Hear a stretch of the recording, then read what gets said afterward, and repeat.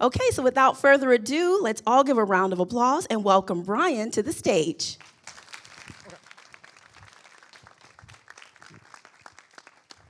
Awesome. Well, let's get into this real quick on the how to overachieve without overcommitting, because I think, this is going to be a conversation around how you can get stuff done without killing yourself in the process. And I think, I can already tell, how many people feel like they have plenty of time? 8 hours is just plenty of time to get everything done that they need to during the day.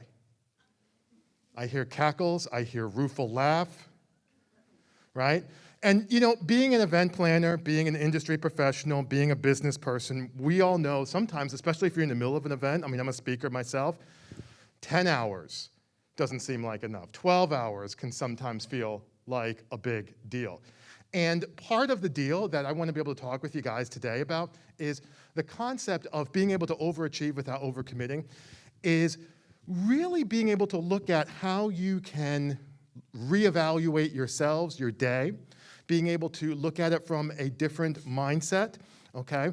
One of the things that I always, tell people is, how many people flew here or drove here, right?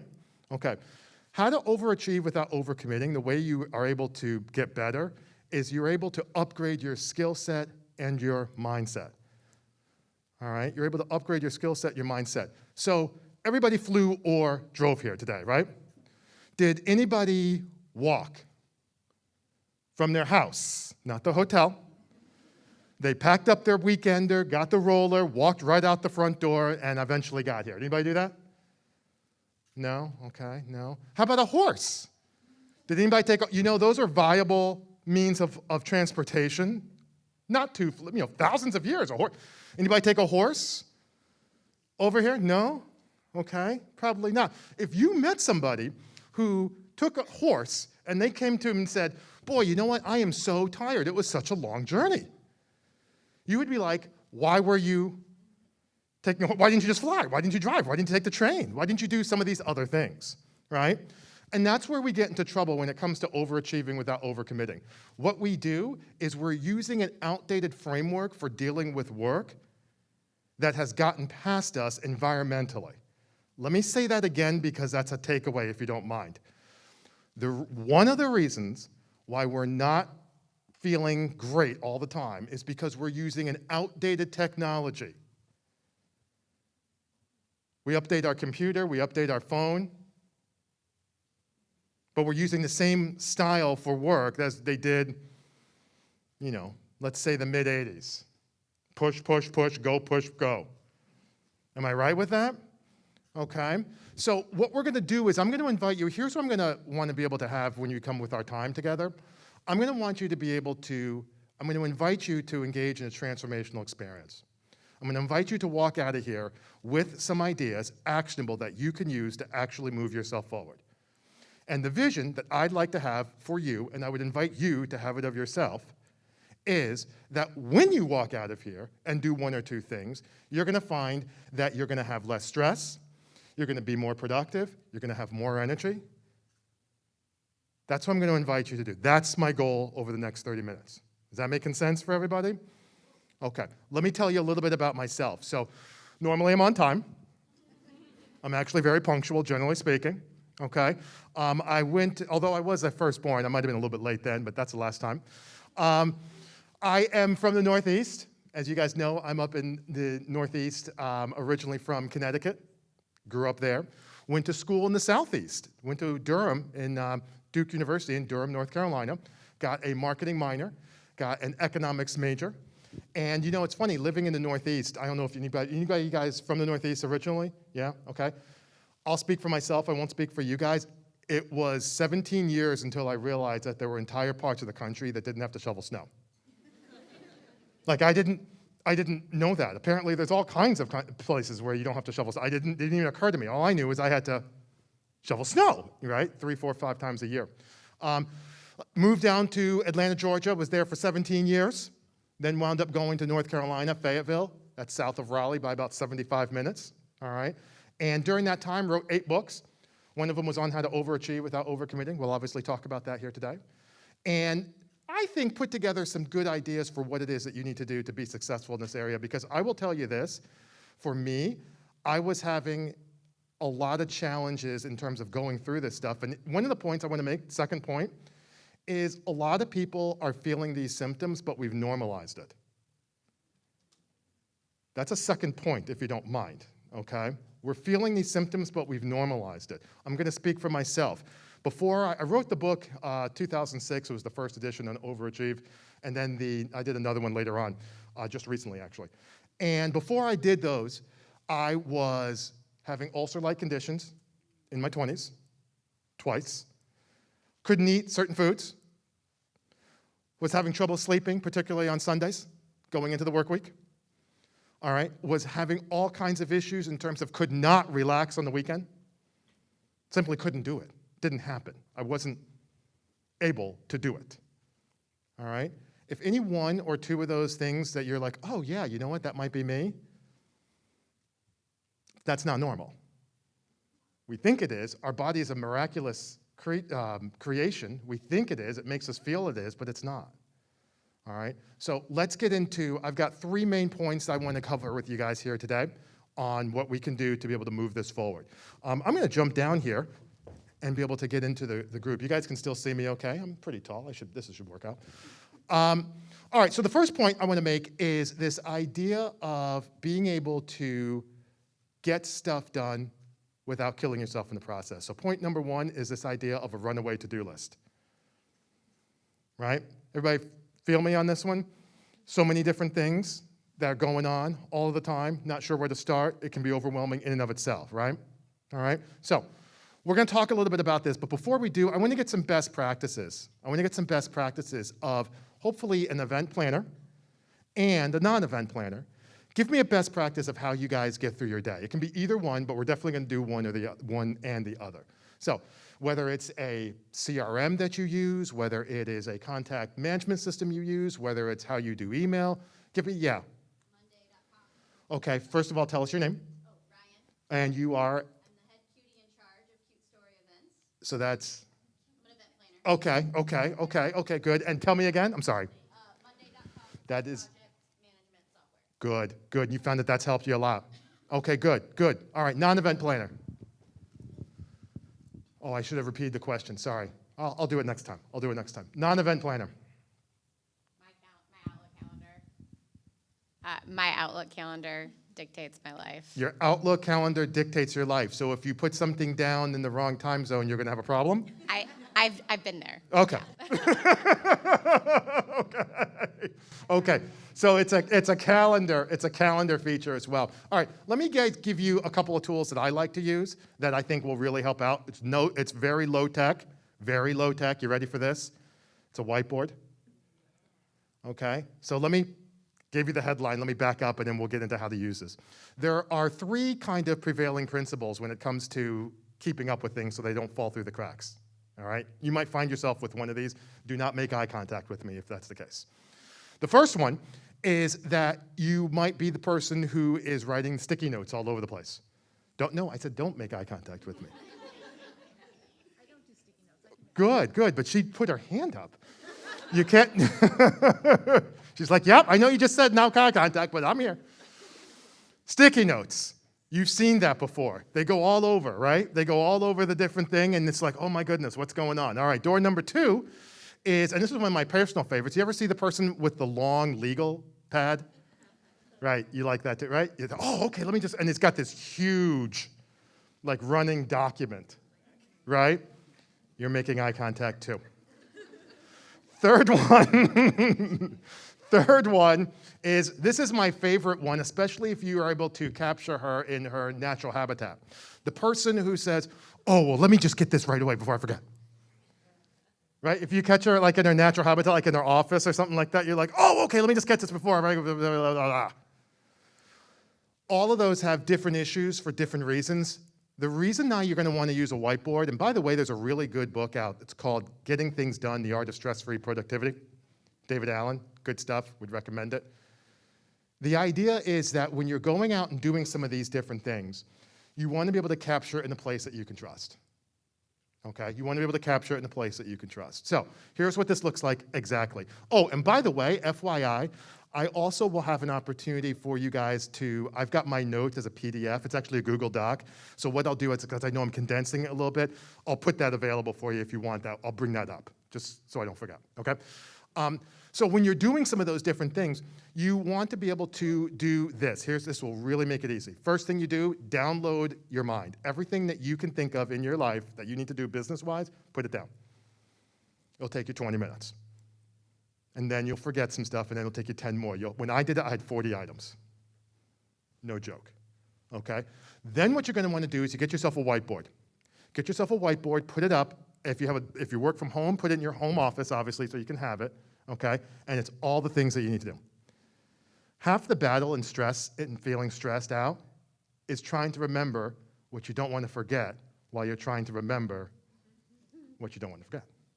You're so busy trying to keep up with it that it's like this, it's almost like, and I don't say this flippantly, but trying to keep up with that kind of stuff is the business equivalent to low-grade radiation. You don't notice it at first until you get it out of your head and you're like, oh, I feel so much better, okay? So then what you're gonna wanna do is you're gonna wanna put it on the whiteboard. Put it on the whiteboard, all right? And then what happens is you're gonna wanna get yourself 4x6 note cards. Get the colored ones. It will cost you $4.99 on Amazon. Get the colored ones. Because if you use the white ones, what's gonna happen is it's gonna get lost in your desk. You don't want that, okay? So you're gonna get the colored ones. And then from there is we're gonna take from the whiteboard the 5 or 6 things that you want to accomplish that day. That's it. What about 20 things? I don't think I said that. I think I said 5 or 6, right? Okay, the 5 or 6 things that you want to accomplish. You put that down. You then have this little note card so that as you're going through the day, guess what you can do? You can put more stuff on it. Right, I heard a maybe there? Yeah, okay. I heard a little my cat ears went up. Okay, you put more stuff on it. And then here's the coup de grace, when it's this whole thing. You ready? When you're done, what do you do with it? OMG. You throw it away. Brian, what if I didn't get everything done on that list? That's okay, you just put it on to the next one. Brian, why can't I put it on a piece of paper? Because you'll lose it. Brian, why can't I have sticky notes? We've talked about that. Okay? You put it on there. You're not always going to get everything that you want done. It's not always going to work out that way. But what will happen is you'll have an opportunity to feel like there's a sense of accomplishment. That's the other thing about overachieving without overcommitting. I feel like if I go too far, I'm going to go into like a space-time continuum with this microphone. How far can I go down? Oh my gosh, I was not expecting that. Look at me. Walking Sorry, like I want Brian. to. Yes. Not for the recording. If you come this far, the Yeah. camera won't see you. Oh, I knew there had to be, there's a catch, right? There we go. So how about like this? Can I do this? Okay, thank you, good job. Okay, this is reasonable though. This is reasonable, this is fine. So we're talking about being able to actually throw something away. Having a sense of accomplishment. Am I making sense with this? Okay, that's the first point. Second point is this idea of, so the first one was a runaway to-do list and it's a whiteboard. Okay, everybody got that? We're clear with that? Okay. Second point is a concept that I love. It's called manage your energy, not your time. Yeah.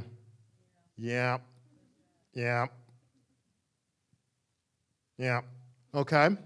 So it's being able to manage your energy, not your time. So what happens here is this. We grew up in a Western society. Most of us grew up in a Western culture. Maybe all of us. Okay, Western culture. And we're all about doing and pushing and going and this. So somebody, probably from the West, came up with a really good idea. How about we become more efficient? Well, how do you do that? Well, let's become more time management centric, focused, oriented. Okay, well, that actually worked for, again, hundreds of years until this thing that we call the internet started up. And it had all of this good stuff, but an unintended consequence was that it had so much stuff that we don't know where to start. And then you throw in cell phones, which came in around the same time, and then you throw in social media about 5 years later, 6 years later, I actually looked that up. And next thing you know, you have an environment that you, as our brain, simply is unable to handle. It's not able to do it. So what do? What's the currency? Is it time or is it something else? It's our energy, isn't it? All right, so what do you do with that? What exactly do you do? Well, one thing I like to be able to do and would recommend is that you take a look and see what you are. Are you, first of all, an early morning person where you have high energy or an evening person? How many night owls do we have, evening people? Okay, that's a little bit more than half. So everybody else, early bird? Yeah, I'm an early bird myself. So most early birds, we have our energy, high energy when? In the morning. So would it make sense to do low energy tasks when we have high energy? That's a trick question. No!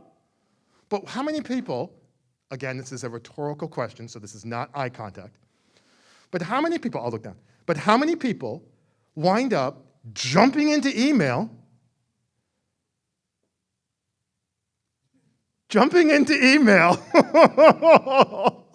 and doing a low energy task? Am I making sense?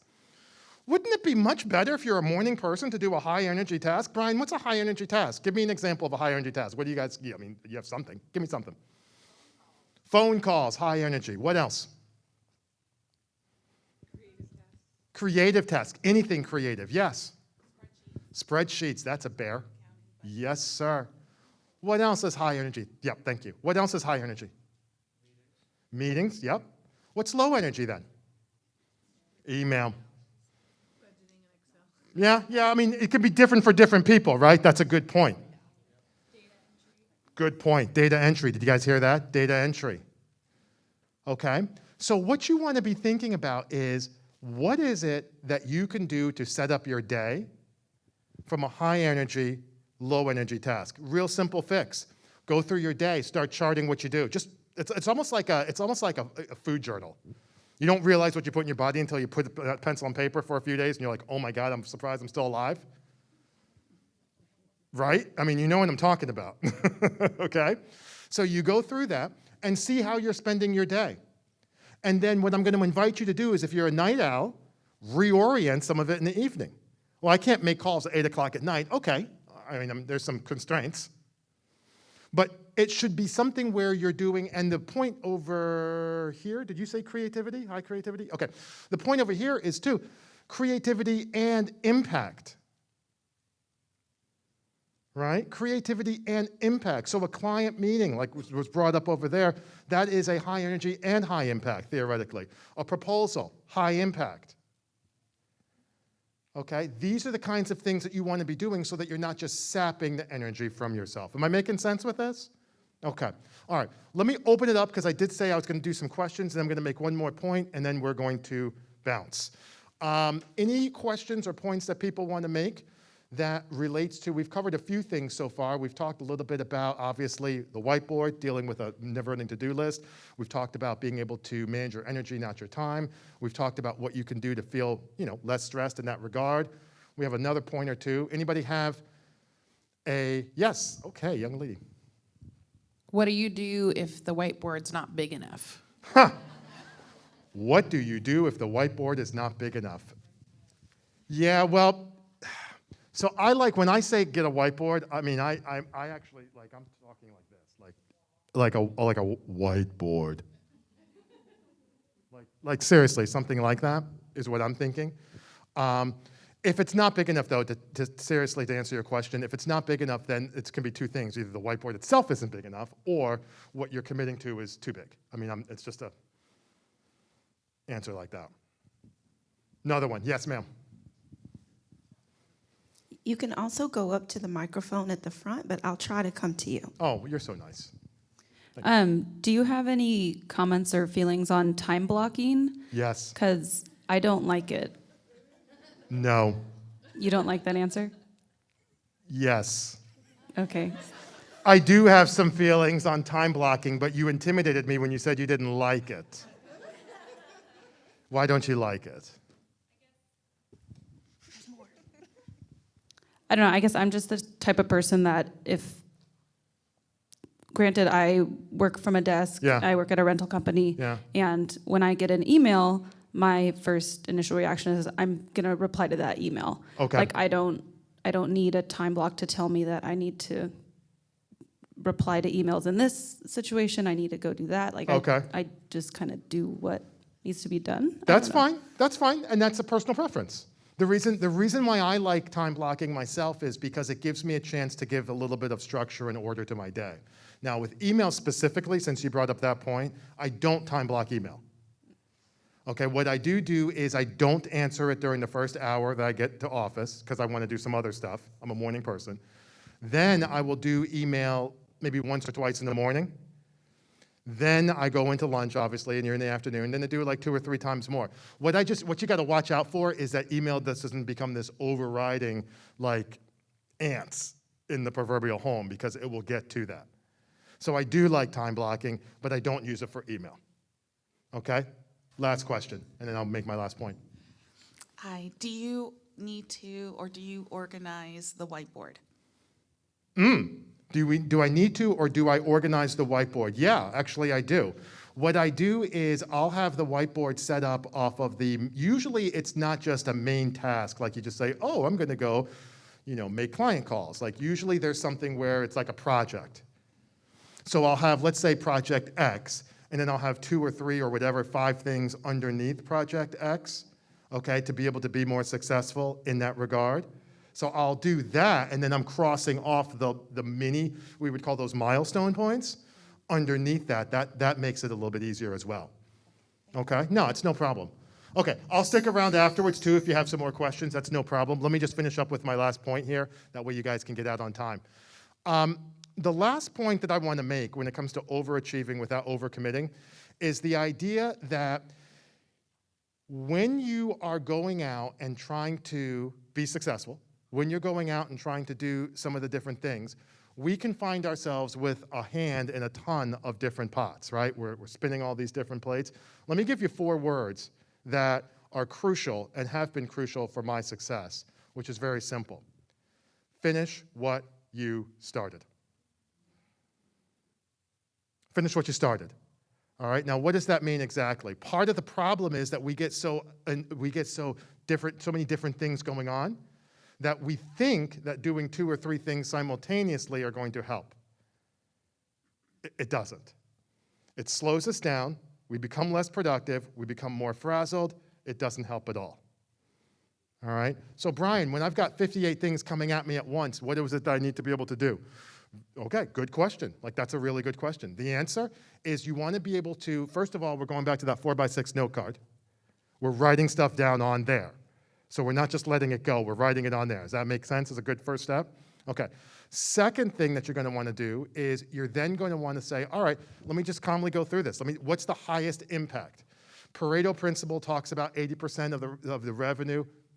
80% of the revenue comes from 20% of your efforts. It started off with wine. Same thing is when you're talking about trying to be successful. 80% of your results in a project, in an event, in whatever it is going to come from like 20, maybe not 20, but like 30% of what you do. What it's definitely not is going to be at 100%. And we talked about an outdated approach towards moving forward. The outdated approach is thinking that it's a 1-to-1 ratio. Am I making sense with this? That's what we think is the case, and that's absolutely not the case at all. Okay? So what you're going to want to be able to do is, the last point I'll leave you with is just kind of more of a motivational point, which is I invited you at the beginning to think in terms of a transformational moment. And let me give you a real easy thought in terms of how you can make that happen.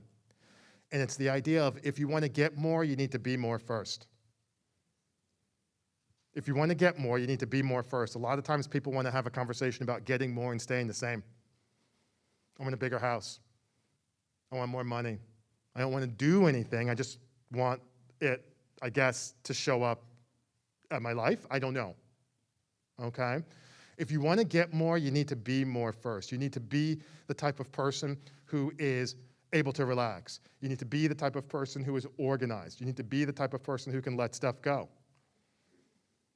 Things are going to happen all the time to you. Things happen to me today. You got to let it go.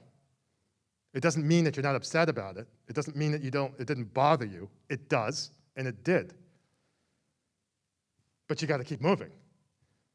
okay? And that's what I'm going to invite you to be able to do. Figure out, take some type of action that you can be able to do that. Now, I promised that I would be able to get you the notes, and I've been trying to think of how I can do that because normally I have like a slide and stuff go up. So do you guys have business cards here? Okay, here's what I'm going to ask you to do. If you want, you don't have to, if you want, all right? If you want, you can drop your business card as you go out, maybe in the back there, you can drop your business card.